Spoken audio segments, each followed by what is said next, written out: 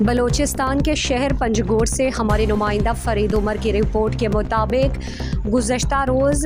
بچتکان بازار میں مسلح افراد کی فائرنگ سے جاں بحق ہونے والے عبدالغفور شمبزئی کے عزیز و اقارب رشتہ دار حاجی ابراہیم، مولوی محمد ایوب، اقبال ظہیر، حاجی عبدالسلام،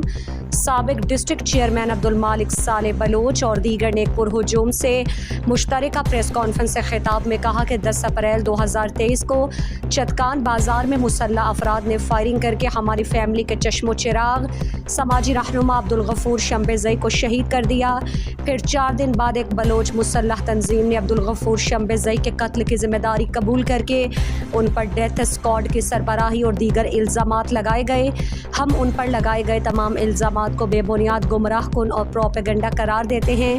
انہوں نے کہا کہ یہ کام تنظیم میں شامل چند لوگ کر رہے ہیں، جہاں ان کی اجارہ داری ہے، انہی کی وجہ سے ہمیں نقصان پہنچایا جا رہا ہے۔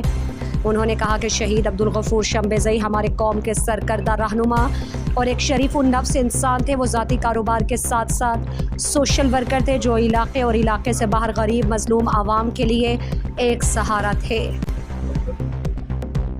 مزید دلچسپ معلومات اور خبروں سے آگاہ ہونے کے لیے Gedrosia point Facebook page, Instagram, Twitter کو فالو اور یوٹیوب چینل کو سبسکرائب کریں۔ بیل آئیکن بٹن دبانا نہ بھولیں